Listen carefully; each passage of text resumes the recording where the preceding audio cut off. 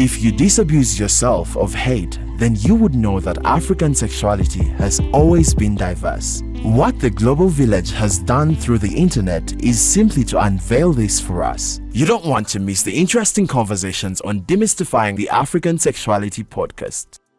The DAS Podcast. As we wrap up episode 2 of the DAS podcast, we are still discussing color, beliefs, and sexuality, challenging stereotypes and changing narratives. Now, to you, SK and Richard, is it okay to love and associate with a certain color with or without regards to sexuality? Richard, you previously made a Facebook post on the relevant colors for Kwanjula. What exactly did you mean by that? My Facebook page was about color, yes, but it was tongue-in-cheek, and many people didn't quite get it. And so I might perhaps blame myself for poor communication. What I was trying to say was that there's really no color that you can say this is LGBT, and so don't wear it to a Kwanjula. You can wear whatever color to a Kwanjula. That said, there is a time for everything. And there is also something we call dress code, which none of us here invented.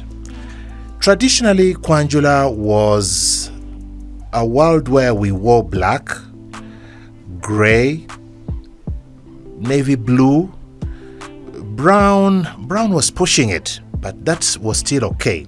And today we see that especially younger people are pushing the envelope. They want to express themselves, they want to show they enjoy color, and there's nothing wrong with that. The challenge is that you want to have coordinated it with a host. And right now, a lot of the Kwanjulas we have parents who don't quite understand these colors. So the traditional colors, the ones I mentioned before, are still expected. But if you discuss it and there is an understanding that you'll wear what you want, by all means wear turquoise, wear red to a Kwanjula. Just beware that because it is the kind of environment where people expect to be formal, you will have to live with the consequences of wearing red or bright green. That is one area that I think requires discussion. If I decided I wanted to wear bright red, I would probably talk with the hosts to get a feel of where they are at. Because remember, Kwanjula is a surprise. People don't show up and you don't know what they're wearing. What you don't want is to be wearing a white dress at a wedding. It just doesn't quite work, because that is when the bride is expected to be wearing white. And when you are asked to wear black as a dress code, wear it, because it is also disrespectful not to wear the color that you've been advised to wear. Yes, we do like to attract attention, and I get that completely, but we run the danger of, to use Alice Roosevelt Longworth's quote, we don't want to be the dead body at every funeral. We don't want to be the baby at every christening. And we certainly do not want to hawk the attention by being... there's something wrong there when the event isn't yours and you decide, I'm going to make a statement, like Jezebel did, wearing red to a white party just to show that she was angry and I'm here, I'm also a woman and I've been loved. And some statements, you want to gauge the place for them and make those statements. Now, likewise, when it comes to the rainbow colors, wear them wherever you feel they work. But if you wear them where they are not expected, please be ready to live with the consequences. All right. SK, do you want to add something to that?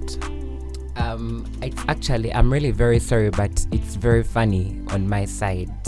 You know, for example, I'm wondering a scenario whereby probably you would be pushed out. For example, for us, with the Muslims, when you wear so appropriate, inappropriate. Of course, there are those Muslim elders on the mosque that will tell you, you know what, you've dressed inappropriately, kindly go out, excuse yourself, or put on something, But I'm wondering also, probably it could be the same scenario, someone when they're at Kwanjula. And also, like I said, it goes back to choice, just like Richard had mentioned, because like the fact that, this whole thing is centered on gender norms, but also the power and the patriarchy around it. So, when you look at, for example, like he said, when they tell you put on black because that is the theme of the party. But also, I'm also wondering, like, perhaps I do not bring out my authentic self when I'm in black, Therefore, I want to have fun. I want to enjoy the party. So, are we also considering that people's comfortability let me butt in a little. I haven't invited you to my party and asked you to wear black because I want to see your individuality. The party is not yours. When you want to show me your individuality, throw your own party and dress as you want, because you don't have to attend my party. So just understand that your individuality is very important to me when you want to express it, but you express it when you feel you want to do it, not at my party where I've set the dress code. So if you feel it will be very inconvenient, please don't attend. Okay. All right. Very, very interesting and quite insightful. Moving on, I would like to hear from you. Let's start with you, Richard, still. What role does education play in debunking color-based stereotypes and promoting a more nuanced understanding of African sexuality? That's a tricky one, because I'm not an expert on African sexuality. You should have asked Stella Nyanzi here.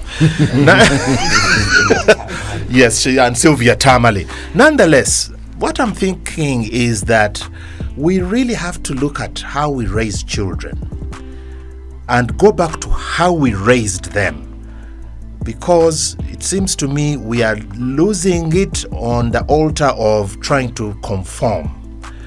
My reading of sex and sexuality is very clear that people were never hounded. There was no legislation. The Kabaka never said, you know what, going forward, if somebody is a homosexual, put them in jail. I don't see that anywhere. Maybe it exists. If somebody knows where it is, it would be nice to see it. There was tolerance. There was acceptance that people were different. But where I notice the difference is with the coming of biblical morality and the white man. That is where I really see it.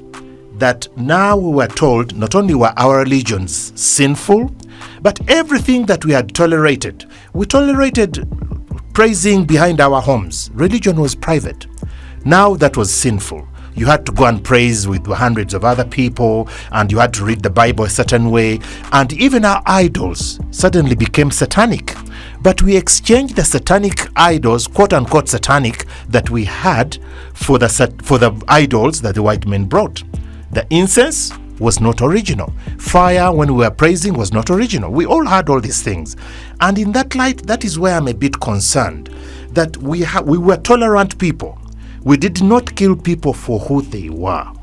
Now we are legislating to kill people, to jail them for just being, not for having killed somebody or for having attacked somebody, but for just being who they are. That bothers me. Would you like to add something to that? No.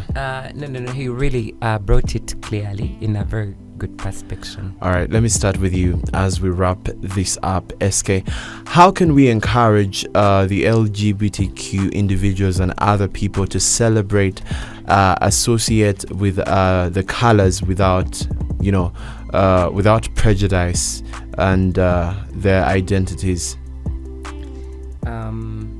Thank you so much for that question. Just like I said, probably, language is not innocent certain times, but also the wording, just like I said, because we've been unpacking color generally, but also we've tailored it like in the African context, but also it's been realized that there is so much ignorance around it. So, and therefore, when one asks me such a question, like, it is quite confusing on my side, because like, ideally, I've been misinterpreted very many times. I've been seen as like an outcast. So there is nothing to encourage me on the same prejudice, on the same statement where people, they're expressing their personal biases and attitudes onto. So as I personally, but also just to give it, because I come from the LGBT community, I'm a leader, and as a young person, of course, just like I said, in our community, majority of them, they do not know how to read and write. Yeah.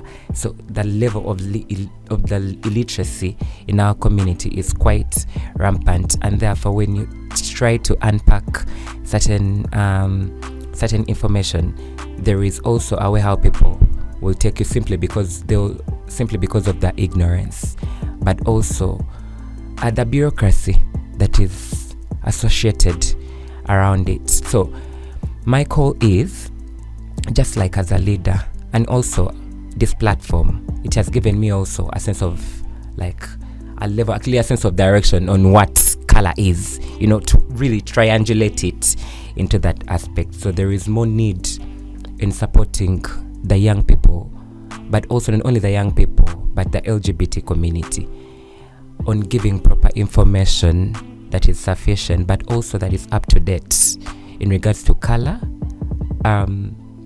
race, but also their sexuality, because in the long run, there is a way how it lingers, and infringes on their personal gender identities, but also their sexual orientations. Thank you so much. All right. Just to repeat the question for you, Richard, how can we encourage the LGBTQ individuals and other people to celebrate and associate with the colors they want without prejudice with their identities? We have to remember that we are not in the minds of everyone. So we have to express as we really individually feel. I will end by repeating Alice Roosevelt Longworth. We don't want to be the baby at every christening. You don't want to be the bride at every wedding. And you also don't want to be the dead body at every funeral. If you decide that you are going to be all those things, you are going to be the center of attention, and you are going to wear contrary to what is expected, also be prepared to live with the consequences. We live in Africa, where the way we look at things is not necessarily the way perhaps things are seen in San Francisco or on the streets of London. We can't change that overnight. So be nuanced in what you think, and especially in what you do, because you can think anything you want. But when you self-express, say, is this the right moment for it? Is this the right time? Is this the right event? Especially if it is an event you've been invited to. That is important. If it is your event, then do what you please.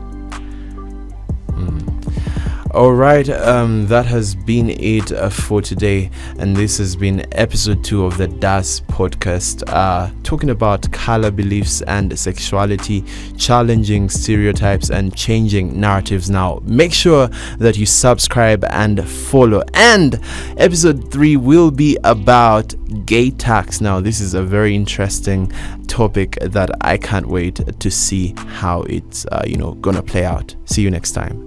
You don't want to miss the interesting conversations on Demystifying the African Sexuality Podcast. The DAS Podcast.